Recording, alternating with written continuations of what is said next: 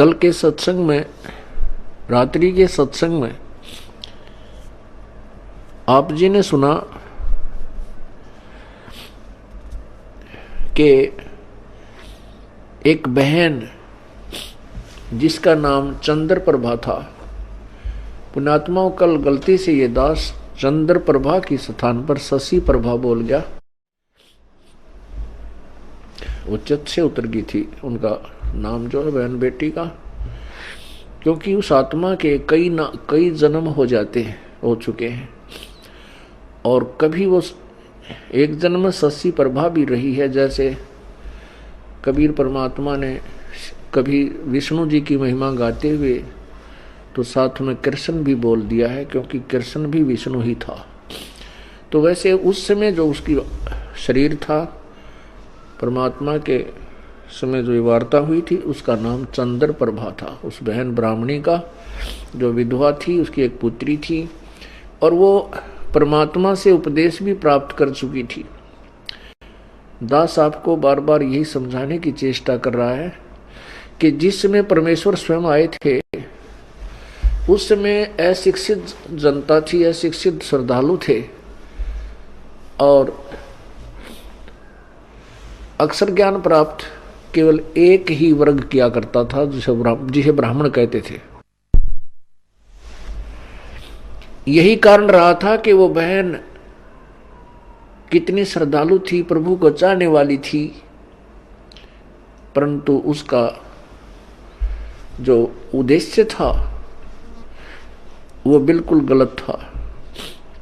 उद्देश्य क्या था कि उसने गुरुजी तो बना रखा था कबीर परमेश्वर जी को, उस बहन ने चंद्र प्रभा ने परमेश्वर को, कबीर परमेश्वर जी को गुरु धारण भी कर रखा था और पूजा वही करती थी जो घिसी पिटी, जिनको परमात्मा मना किया करते थे कि पत्थर पूजे हरि मिले तो मैं पूजूं पहाड़, और ताते वो चक्की भली जो पीस खावे संसार। तुम्हारे उस मिट्टी के भगवान थे, पत्थर के भगवान से तो यदि तुम उसके पूजने से परमात्मा प्राप्ति मानते हो तो मैं पहाड़ को पूज दूं जिसे शीघ्र मिले, क्योंकि वो बड़ा पत्थर है। और तुम्हारे उस मिट्टी के भगवान से अच्छी तो वो पत्थर के भगवान से अच्छी तो वो पत्थर के पार्ट युक्त चक्की, जो हाथ से आटा पीसने की चक्की होती थी। कहते वो चक्की अच्छी जिससे कम से कम आटा तो पीस देता वो पत्थर। परमात्मा यही ज्ञान रह कर दिया करते थे कि मंदिर के अंदर प्रभु नहीं है, मंदिर में केवल प्रभु का चित्र है। प्रभु से काम बनेगा, प्रभु से लाभ होगा, चित्र से नहीं। जैसे सेब का चित्र पत्थर का बनाकर रख ले मूर्ति, और बहुत खूबसूरत और बिल्कुल जो कि तो मिलती जुलती होती है, और उस सेब की मूर्ति की ही पूजा करते रहें, उसी को उठाकर रखते रहें, बार बार उसकी जो है ना धूप दीप करते रहें, नहीं, वो सेब की पत्थर की मूर्ति खाने योग्य नहीं है। वह उस सेब ढूंढना पड़ेगा, वो सेब लेना पड़ेगा। सेब प्राप्त कैसे होगा? उसके लिए पहले मजदूरी करनी होगी, मजदूरी करके 2 पैसे जेब में डालने होंगे, रुपए। उन रुपयों के, उस धन के प्रतिफल में हम उस सेब को खा सकेंगे, उसका आनंद ले सकेंगे। ऐसे ही हम परमात्मा के प्राप्ति रूपी सत्य साधना रूपी मजदूरी करेंगे। इस भक्ति के धन से हम परमात्मा को प्राप्त करेंगे, उस मूर्ति की पूजा करने से नहीं। अब वो बहन चंद्र प्रभा कबीर जी को तो एक साधारण संत भक्त मानती थी, संत मानती थी, गुरु जी मानती थी, और जगन्नाथपुरी में रखी उन बिना बगैर पंजे के हाथों वाली मूर्ति को वो भगवान मानती थी। इसी भ्रम को निवारण करने के लिए प्रभु ने ये लीला की, एक तीर से 2 शिकार किए। उधर से वीर सिंह जी भी उनको परमात्मा नहीं मान पा रहे थे, उनको केवल एक संत और गुरु ही मानते थे। परमात्मा कहते हैं कि गुरु मानुष कर जानते ते नर कहिए अंध, होवे दुखी संसार में आ गए यम के फंद। कबीर गुरु गोविंद दोनों खड़े, गुरु गोविंद दोनों खड़े, किसके लागू पाए, बलिहारी गुरु अपना जिन गोविंद दियो मिलाए।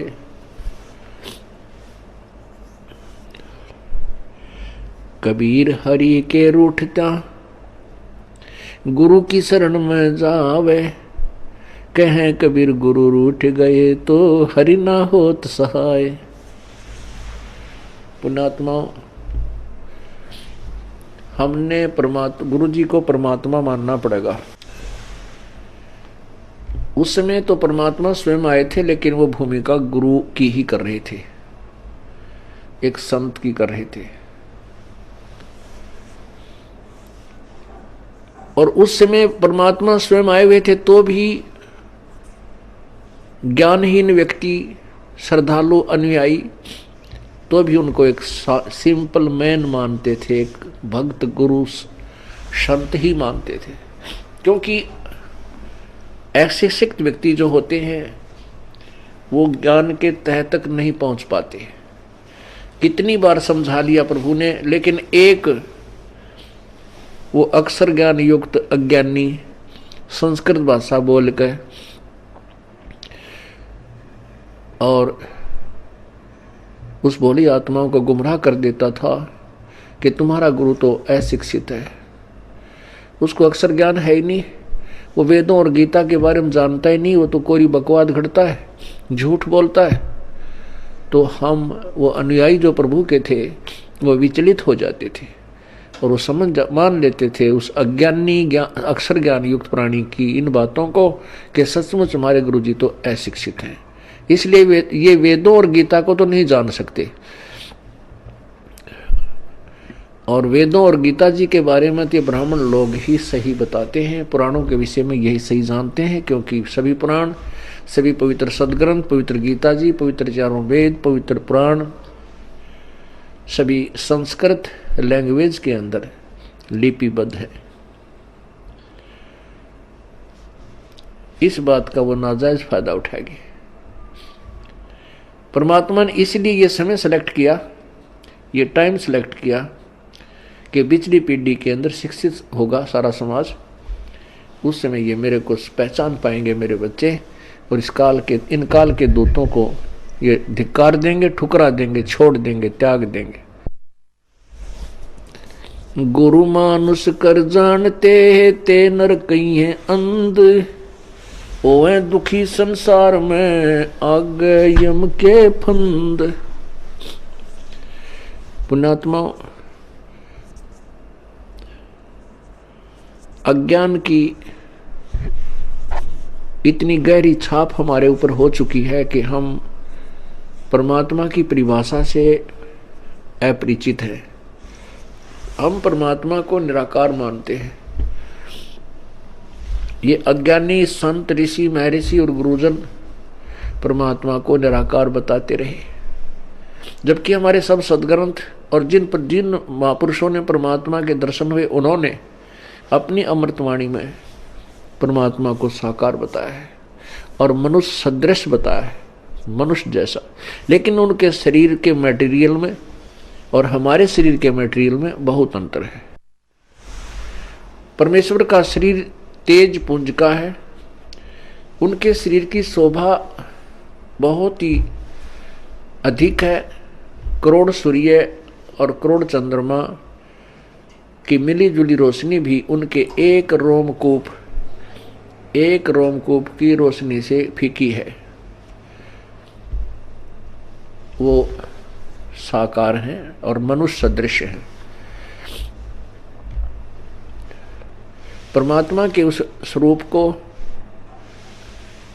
चरम दृष्टि से नहीं देखा जा सकता, उसको केवल दिव्य दृष्टि से देखा जा सकता है। और परमात्मा जब यहाँ आते हैं, अपने उस अत्यधिक तेजों में शरीर के ऊपर एक हल्का ओवरकोट डालकर अपने शरीर के उस वास्तविक तेज को कुछ छुपा करके यहाँ प्रकट होते हैं। सहशरीर आते हैं और सहशरीर चली जाते हैं। उसमें वे एक संत, भक्त, हंस और एक जनसाधारण की भूमिका करते हैं। परमात्मा पाने के लिए गुरु जी, गुरु बनाना अति आवश्यक है। राम कृष्ण से कौन बड़ो, उन्हों भी गुरु कीन, तीन लोक के वे धनी, गुरु अग अधीन। राम कृष्ण बढ़ते पुर राजा, तीन गुरु बंद कीन निज काजा। कहते हैं राम कृष्ण से तो तुम किसी को बड़ा नहीं मानते। उन श्री रामचंद्र जी ने और श्री कृष्ण चंद्र जी ने भी गुरु बनाए और वो तीन लोक के मालिक भी गुरु जी के समक्ष नतमस्तक रहे, एक गुरु मर्यादा में रहे। श्री रामचंद्र जी ने वशिष्ठ जी को गुरु बनाया और श्री कृष्ण चंद्र जी ने दुर्वासा जी को आध्यात्मिक गुरु बनाया। श्री कृष्ण जी के संदीपनी जो थे वो अक्षर ज्ञान के गुरु थे, उन्होंने उनको अक्षर ज्ञान सिखाया था। गुरु मानुष कर जानते, अब ये तो सिद्ध हुआ कि गुरु का होना अति आवश्यक है। आध्यात्मिक अपने इस ज्ञान, आध्यात्मिक मार्ग को, आध्यात्मिक क्रियाओं को सफल करने के लिए, परमात्मा प्राप्ति के लिए गुरु जी का होना अति आवश्यक है। अब गुरु जी के प्रति हमारा कैसा व्यवहार बर्ताव हो। गुरु गोविंद कर जानियो, रहिए शब्द समाये, मिले तो दंडवत बंदगी, नहीं पल पल ध्यान लगावे। कहते हैं परमात्मा स्वयं संकेत कर रहे हैं कि गुरु गोविंद कर जानियो, गुरु जी को भगवान मानकर चलना और उनकी आज्ञा का पालन करना, उनके द्वारा दिए गए मंत्र का खूब डट के साधना करना, भजन करना श्रद्धा से। और जब भी आपको मिले दंडोत प्रणाम कीजिए। यदि आपसे दूर हैं तो पल पल उन्हीं का ध्यान कीजिए।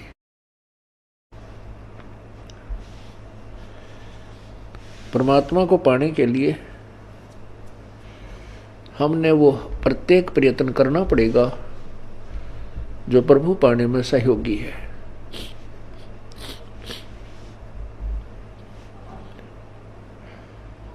जैसे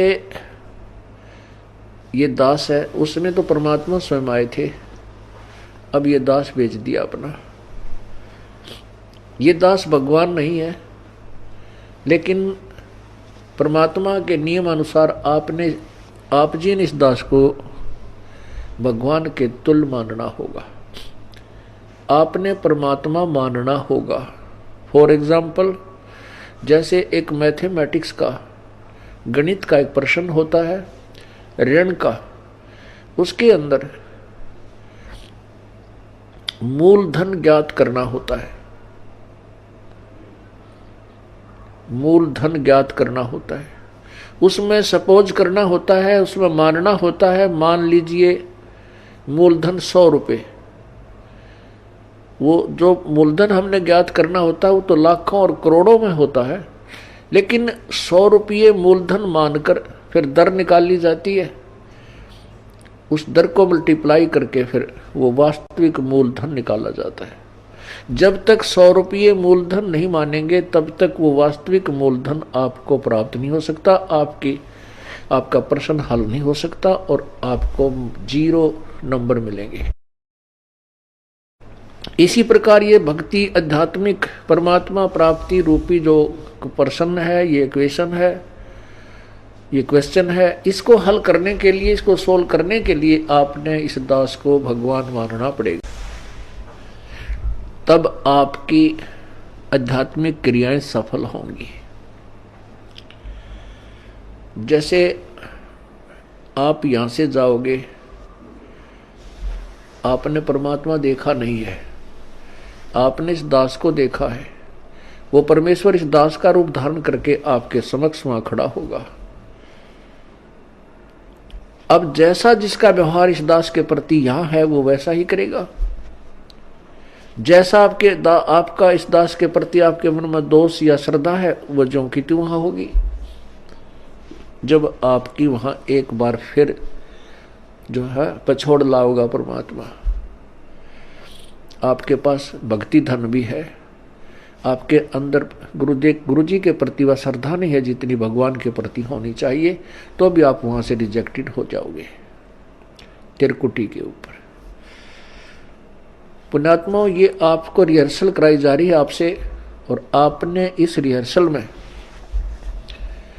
इस दास को प्रभु मानकर व्यवहार करना है, परमात्मा जानकर हर तरह की क्रिया करनी है। बोलते समय, चालते समय, अंदर में कोई विशेष गुरु जी के विषय में विवेचन करते समय आपने ये जानना पड़ेगा कि जैसे हम भगवान के बारे में सोच रहे हैं, आपने ये विचार करना चाहिए कि हम गुरु जी के बारे में क्या सोच रहे हैं। नहीं, हम भगवान के बारे में सोच रहे हैं।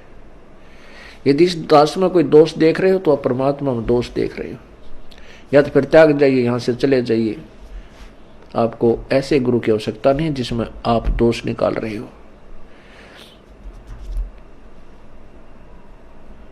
हम इसी प्रकार परमात्मा को प्राप्त कर सकते हैं। गुरु मानुष कर जानते ते नर कहिए अंधे,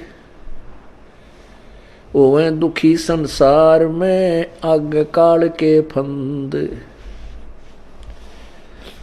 गुरु जी के प्रति आपकी कैसी श्रद्धा हो।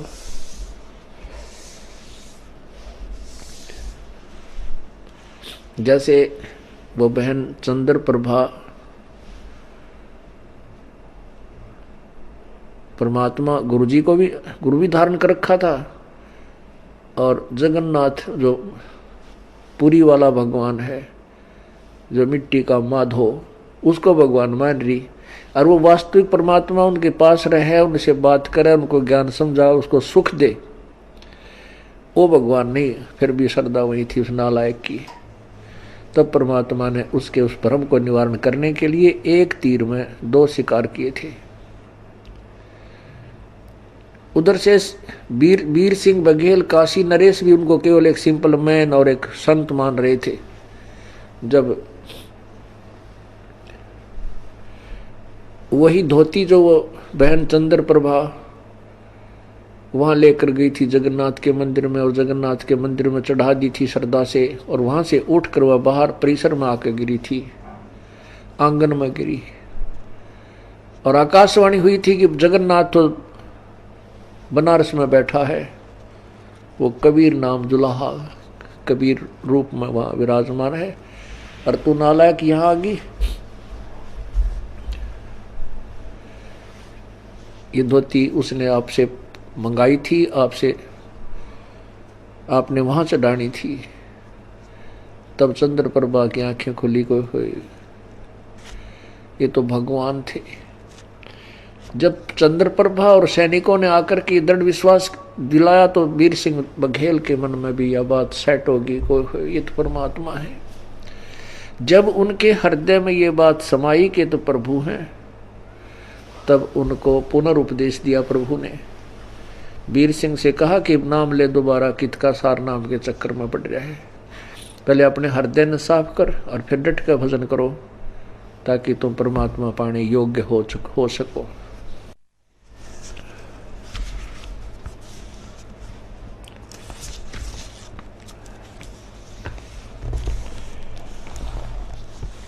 गुरु जी के प्रति गुरु की महिमा आप प्रतिदिन पढ़ते हो नित्य नियम में, लेकिन आप पढ़ते हो उसके ऊपर विवेचन नहीं करते। आप प्रतिदिन क्या सुनते और पढ़ते हो। कबीर दंडवत गोविंद गुरु बंधु अविजन सोए, पहले बहे प्रणाम तेन नमो जो आगे होए। कबीर दंडवत गोविंद गुरु, गोविंद गुरु माने गुरु भगवान को नमस्कार करूं। दंडवत गोविंद गुरु गुरु भगवान, गोविंद माने भगवान, गुरु मीन गुरु, गुरु भगवान को दंडवत प्रणाम करूं और बंदू अविजन सोए, पहले भय प्रणाम ते नमो जो आगे होए। ऐसे महापुरुष गुरुदेव के तुल आगे और पीछे जो भी आए हैं उन संतों को नमस्कार है। गुरु को कीजय दंडवतम, कोटि कोटि प्रणाम, कीट न जाने भृंग को यूं गुरु कर ले आप समान।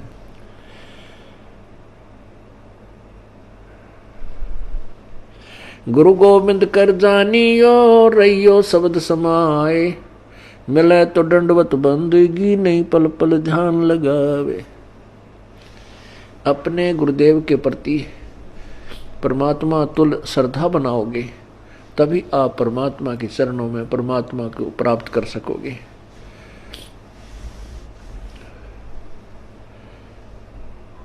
गुरुदेव में कैसे आपकी श्रद्धा बनी वह बताया है कि सामने आए तो दंडवत प्रणाम हो, और नहीं तो फिर उन्हीं का ध्यान, उन्हीं के द्वारा दिए गए मंत्र पर विवेचन, उसका सिमरण, और रह रह कर आपके हृदय ये आत्मा ये पुकार करेगी, तड़फेगी को हो ऐसा निर्मल ज्ञान है भगवान कहाँ थे, अगर गुरु जी ना मिलते तो हमारी क्या दुर्गति होती। इस तरह की विवेचन जो करना है यह भी गुरुदेव का ध्यान है।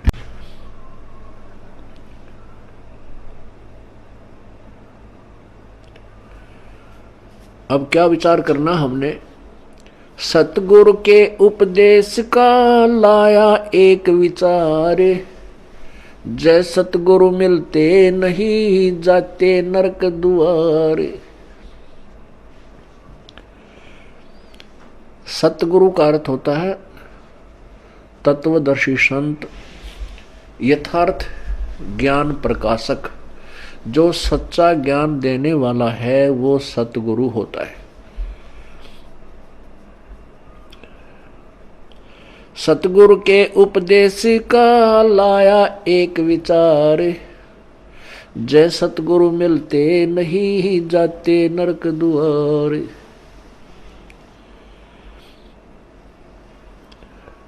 यम द्वार में दूत सब करते खेचातान, उनत कभू ना छूटता फिर फिरता चारों खानी। कबीर चार खानी में भरमता कभो न लगता पार, सो फेरा सब मिट गया मेरे सतगुरु के उपकार। होय होय, इतनी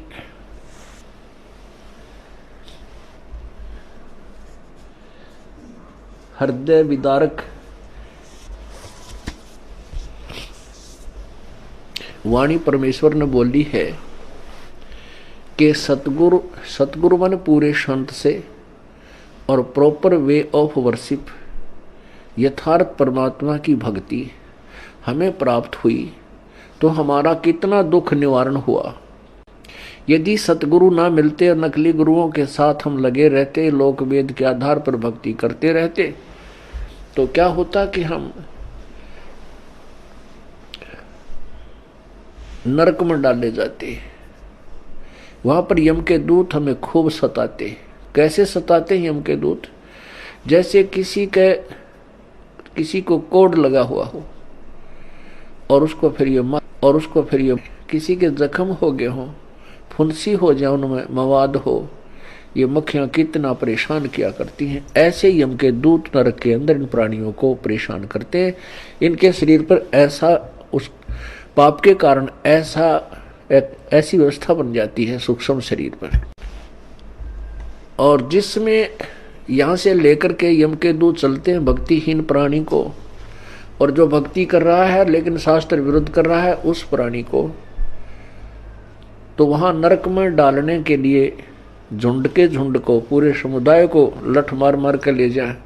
जैसे किसी पशु को फाटक में रोकते हैं और वो उसमें जाने से आनाकानी करता है, वापस भागता है, तो उस पशु को लठ मार मार कर और फाटक में बंद कर देते। ऐसे ही यम के दूत लंबे लंबे भाले लेकर हाथों में गदा लेकर के इनको कूटते हुए और उस नरक के अंदर ठोक देते हैं। ये वापस भागते हैं क्योंकि आगे इतना बुरा हाल, इतना गंदा स्थान, और जो पहले के प्राणी वहां डाल रखे हैं वो बुरी तरह चिल्ला रहे होते हैं। अब उनको देख करके ये वापस भागने की चेष्टा करते हैं और पीछे तो फिर वो यम के दूत कुटे। वहां उनकी जो रिहर्सल होती है वह खेचा ताण है। उस खेचा ताण की बिरान माटी, वो दुख, और फिर नरक के अंदर कष्ट। उसके बाद क्या होता कि 84 लाख योनियों में कभी कुत्ते बनते, कभी गधे बनते, सुअर बनते, गंदी नाली के कीड़े बनते। वो सब सारा का सारा कष्ट परमेश्वर के इस सतनाम से, पूरे संत के ज्ञान से और उनके द्वारा बताई गई भक्ति विधि से सब आप बाईपास निकल गए। न नरक में जाना पड़ेगा, न काल की तपतशिला पर आपको जाना पड़ेगा, और न ही 84 लाख योनियों में आपको जाना पड़ेगा। पुण्यात्माओं, आप तो बालक हो, क्योंकि भक्ति मार्ग का ज्ञान कभी हमने सुना नहीं। केवल जैसा भी परंपरागत हमारे जिस भी धर्म में हम जन्मे हैं उन्हीं लोक वेद को हम अंतिम भक्ति का ज्ञान, आध्यात्मिक ज्ञान मानकर उसी पर आश्रित थे। वो तो कैखा भी नहीं थी भक्ति का, आध्यात्मिक ज्ञान का वो कैखा भी नहीं प्राप्त था हमारे को। अब ये विस्तार से एक पूर्ण इतिहास आपके समक्ष प्रभु दत्त पेश किया जा रहा है। अब जिससे सतगुरु के उपदेश यानी ज्ञान और मंत्र भक्ति से इतना ढेर सारा कष्ट हमारा टल गया हो, तो उस गुरु जी के बारे में क्या बताते हैं। कबीर चार खानी में भरमता, कभो न लगता पार, सो फेरा सब मिट गया सतगुरु के उपकार। 7 समुद्र की मसी करूं, लेखनी करूं बन राय, धरती का कागज करूं, गुरु गुण लिखा न जाए। क्या बताते हैं परमात्मा, अपनी महिमा आप ही सुनाते हैं कि ऐसे परम संत कि क्या महिमा करो। यदि मैं पूरी पृथ्वी का कागज बनाऊं और 7 समुद्रों की इंक बना लूं, एक पेड़ में एक वृक्ष की कितनी कलम बन जाएंगी, बिना गिनती की। और फिर कहते पूरे समुद्र के सारे समुद्रों की इंक बना के और धरती के जितना लंबा कागज लेकर जो लिखने लगूं, तो ऐसे सतगुरु की महिमा, उनके गुण का मैं गुणगान नहीं कर सकता, नहीं लिख सकता। वो थोड़ा पड़ जावे, 7 समुद्र भी खत्म हो जाए, वो कलम भी घिसने और कागज भी छोटा पड़ जावे, तो अभी पर उस ऐसे संत की महिमा शेष रह जावे। कबीर बलिहारी गुरु आपना, घड़ी घड़ी 100 बार, मानुष से देवता किया करत न लागी बार। कबीर गुरु को मानुष जो गेणे, और चरणामृत को पान, ते नर नरक में जावेंगे जन्म जन्म होवे समान।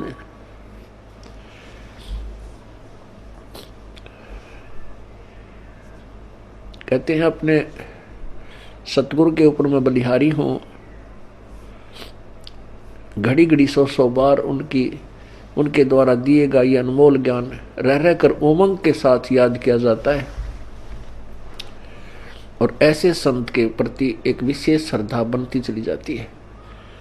बलिहारी गुरु आपना, घड़ी घड़ी 100 बार, मानुष से देवता किया करत न लाई वार।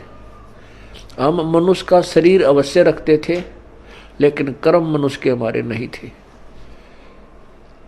मनुष्य के कर्म अब प्रारंभ हुए हैं, बुराइयों से दूर होना और परमात्मा का यथार्थ भक्ति मार्ग ग्रहण करना। किसी को लूटना नहीं, चोरी नहीं करना, मिलावट नहीं करना, रिश्वत नहीं लेना, किसी की आत्मा नहीं दुखाना, क्योंकि आत्मा हम वैसे नहीं दुखाने से बंद हो सकते। हम मिलावट करने से या रिश्वत लेना वैसे नहीं छोड़ सकते जब तक हमें इसके होने वाले दुष्प्रभाव का ज्ञान ना हो। जैसे विष से हम क्यों डरते हैं? क्योंकि उससे होने वाले दुष्प्रभाव से हम पूर्ण परिचित हैं। और नादान बालक उसी बोतल में जिसमें विष रखा हो मुंह का लगा कर पी ले और जान मृत्यु को प्राप्त हो जाए, जान से हाथ धो बैठे। ऐसे ही जो बुराइयां करते हैं वो अपना जीवन बर्बाद कर रहे हैं। जिसमें हम तत्व ज्ञान के कारण ये पूर्ण ज्ञान हो जाएगा कि जो हम कर्म करते थे वो विष खा रहे थे, तो हम अब पुनः विष नहीं खा सकते।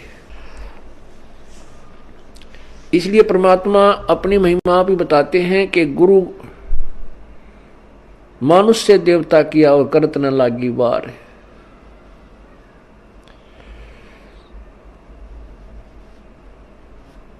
कबीर गुरु को मानुष जो गिरण और चरणामृत को पान, ते नर नरक में जावेंगे जन्म जन्म हमें समान।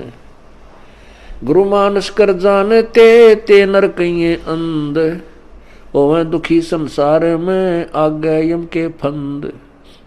कबीरा ते नर अंध है गुरु को कहते और, हरि के रूठे ठोर है गुरु रूठे नहीं ठोर। कबीरा हरि के रूठते गुरु की शरण में जाए, कह कबीर गुरु रूठ गए तो हर ना होत सहाय। कबीर गुरु से ज्ञान जो लीजिए शीश दीजिए दान, भौतुक भोंदू बह गए ये राख जीव अभिमान। अब क्या बताते हैं परमात्मा? आप ही आकर के अपने पाने की विधि को और गुरु मर्यादा को वो स्वयं बता रहे हैं। ये परमेश्वर कबीर जी का आदेश है और उसी को हम पाने के लिए चले हैं। उनके आज्ञा का हम उल्लंघन करेंगे, उनके वचनों का उल्लंघन करेंगे तो हम प्रभु प्राप्ति नहीं कर सकते। फिर फायदा क्या इस परमात्मा के मार्ग पर लगने का? और ये इतना आसान मार्ग है कि गरीब से गरीब और साहूकार से साहूकार, रंक से रंक और राजा से राजा, कितना ही महाराजा भी क्यों ना हो वो भी प्रभु प्राप्ति कर सकता है। लेकिन उसने अपनी क्रियाओं में परिवर्तन करना होगा और प्रत्येक कदम परमेश्वर के निर्देश अनुसार ही रखना होगा, तब हम परमात्मा पा सकेंगे। अब क्या बताया है कि गुरु गोविंद दोनों खड़े हैं किसके लागू पाए। बलिहारी गुरु आपना जिन गोविंद दियो मिलाए।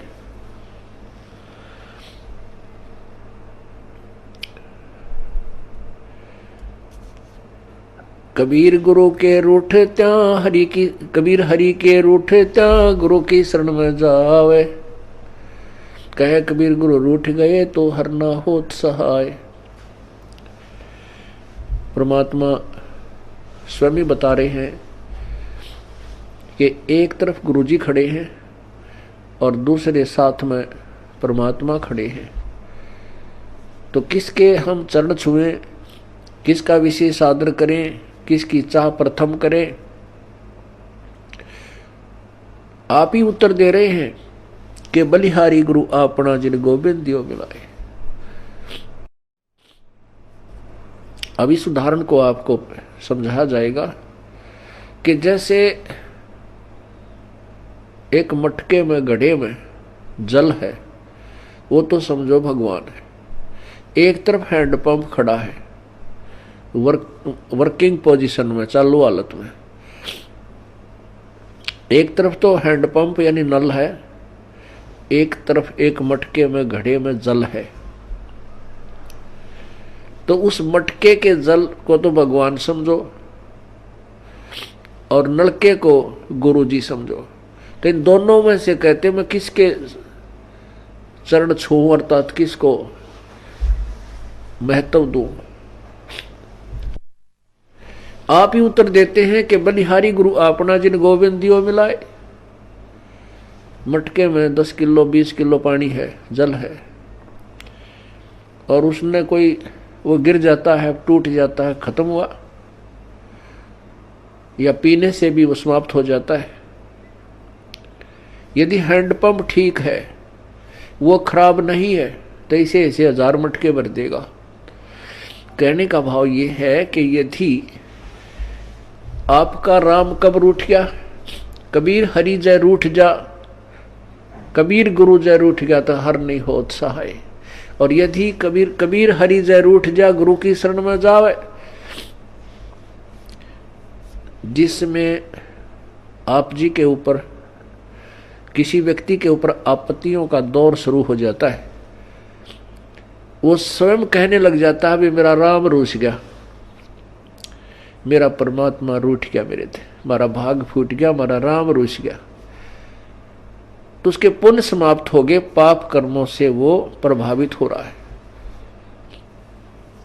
जैसे आप कहीं खेत में या मजदूरी कहीं कर रहे हो, आपने एक मटका पानी का लेकर गए, वो काम करते करते पीते रहे, वो समाप्त हो गया, आपका जल खत्म हो गया, आपका राम रूठ गया।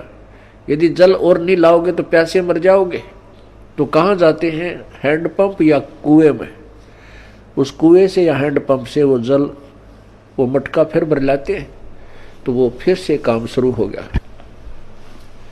पुण्यात्मा जो दुखी प्राणी हैं, उनका राम रूठ गया, उनका राम रूठा हुआ है, उनका भगवान रूठा हुआ है, क्योंकि उनके पुण्य समाप्त हो गए। वो जल थोड़ा बहुत था, वो पी प्या लिया तुमने, खत्म कर दिया।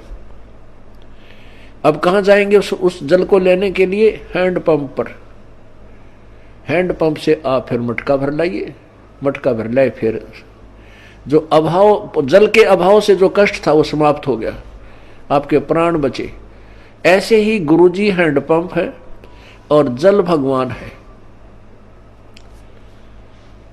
अब यदि आपने हैंडपंप पे तोड़ दिया, उसको मिस हैंडल करके, उसके साथ बदव्यवहार करके, उसका ऐसे ऐसे झटके पटके नू नू कर कर वो तोड़ दिया, उसकी कोई वासर खराब होगी या किसी प्रकार भी, तो जल आना बंद हो गया। तो फिर वो जल जितना आपके पास आपके पुण्य है वो चलेंगे, तब तक चलेंगे, उसके बाद फिर आपको फिर दुख शुरू हो जाएगा, अर्थात वो जल फिर प्राप्त करना होगा आपका। यदि आपने कहते हैं आपका गुरु रूठ गया, आपका हैंडपंप खराब हो गया, तो जल नहीं, हर नहीं करे सहाय, हर नहीं होत सहाय। वो जल तो रहा नहीं, क्योंकि हैंडपंप उसका स्रोत था।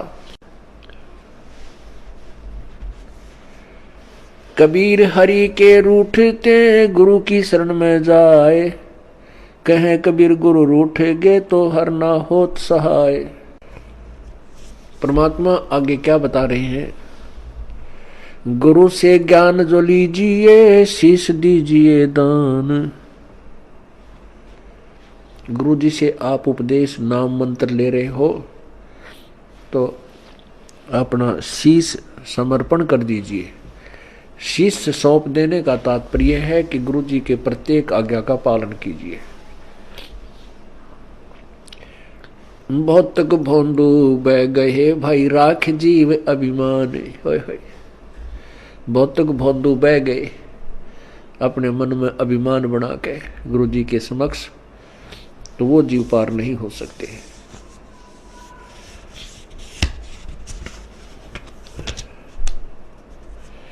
तन मन दिया तो भला किया, सिर का जासी भारे, जो कबहू के मैं दिया भाई बहुत सहे सिर मारे। अब जैसे कोई पुण्यात्मा है, कोई सेवा कर रहे हैं, कोई दान कर रहे हैं, और कोई भक्ति कर रहे हैं, सुमन करते हैं, देखा भाई अर्थ में माला रखता हाथ में, भाई वाह भाई वाह कमाल है।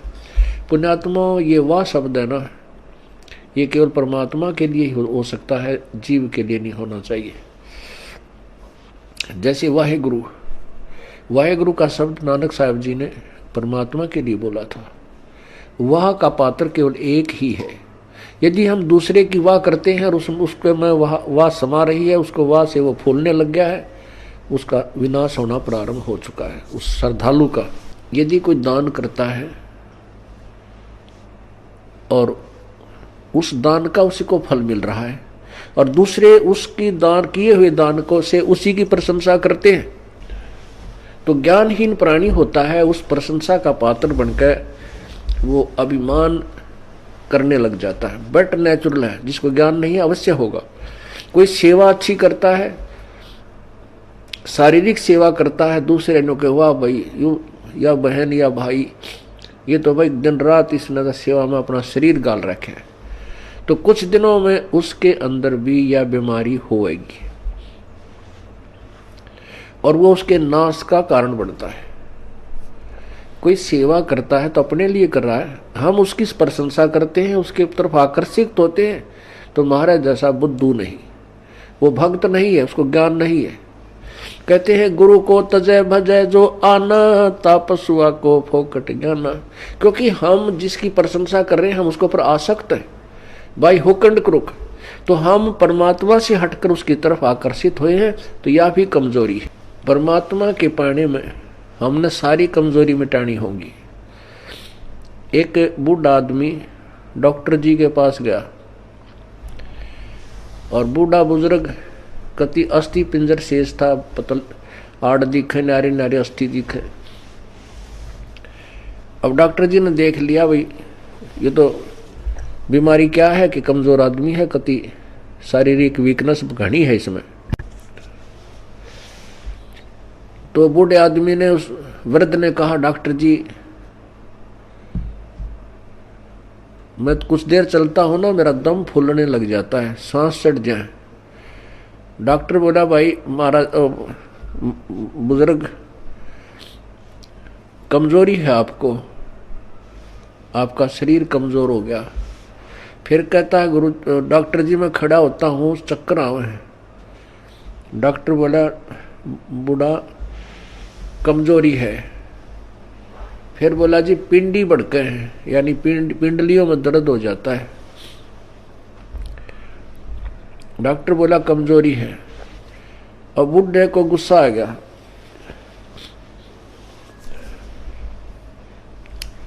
और बूढ़ा बोला तू डॉक्टर है गम चक्कर, एक के बाद जाना है कमजोरी है कमजोरी है, कि मैं और भी जाना है और भी बताओगा। खूब क्रोधित हो गया।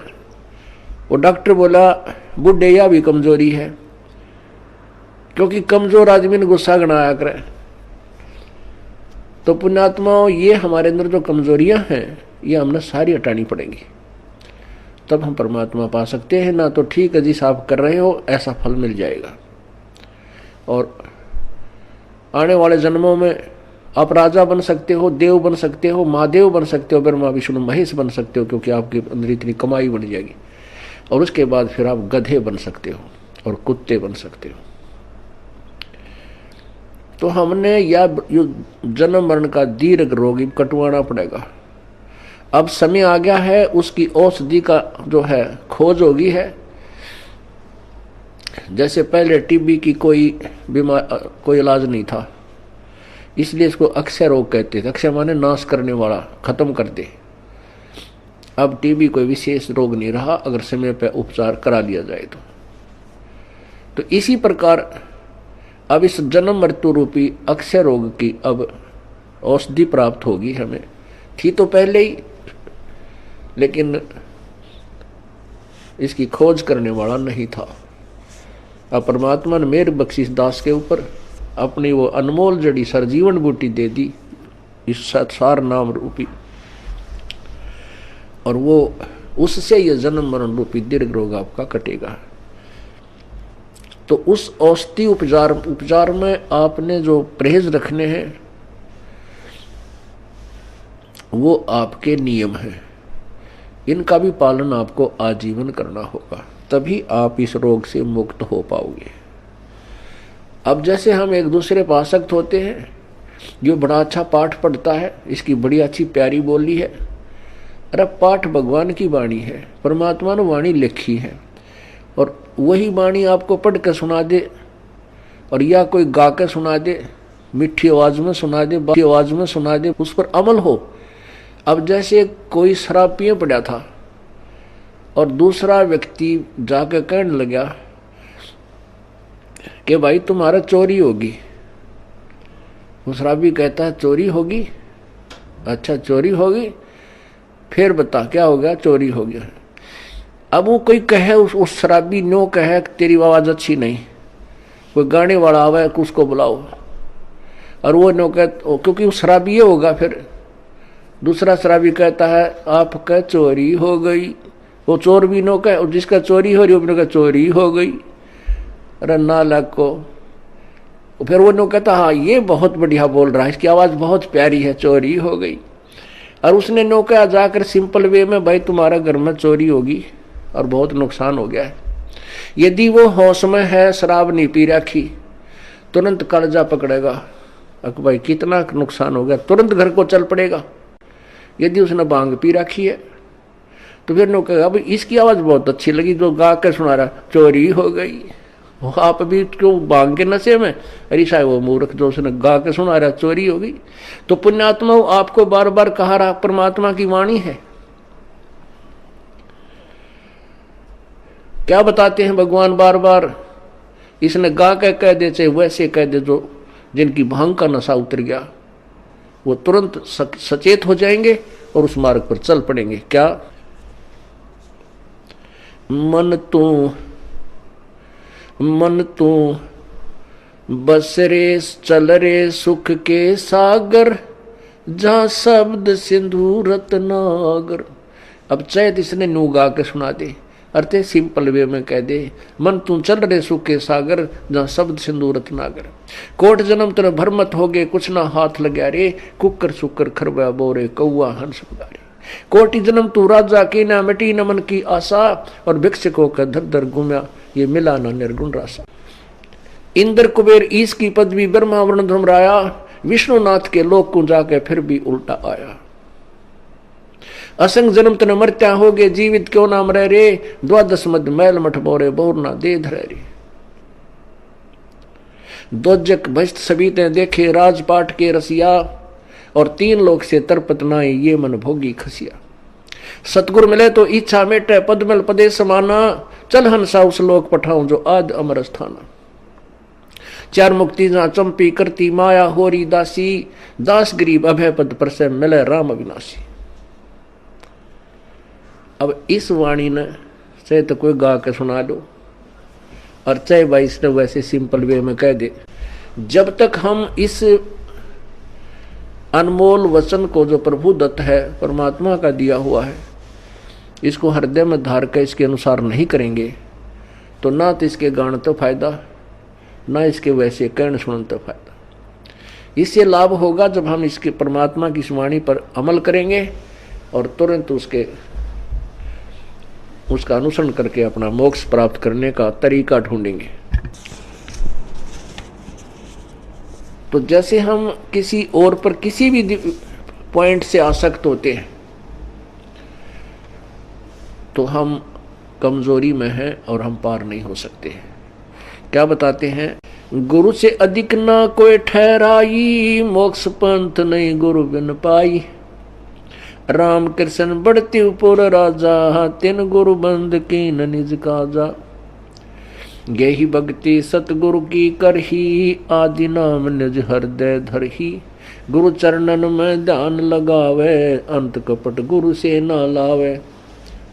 गुरु सेवा में फल सर्वस आवे, गुरु विमुख नर पार न पावे। गुरु सेवा में फल सर्वस आवे, गुरु विमुख नर पार न पावे। गुरु वचन निश्चय कर माने, पूरे गुरु की सेवा ठाने। गुरु जी का आदेश अवश्य माने और गुरु भी पूरा हो, पूरे गुरु की पूजा करे, पूरे गुरु के आधार से साधना करे। गुरु की शरणा लीजय भाई, तात जीव नरक नहीं जाई। गुरु कृपा कटे यम फांसी, विलम न हो मिले अविनाशी। गुरु बिन काहू न पाया ज्ञान, जो थोथा बोछड़े मूड किसाना। तीर्थ व्रत और सब पूजा, गुरु बिन दाता और न दूजा। नौ नाथ 84 सिद्धा, गुरु के चरण सेवै गोविंदा। गुरु बिन प्रेत जन्म सब पावे, वर्ष सहस्र गर्भ सुरहावे।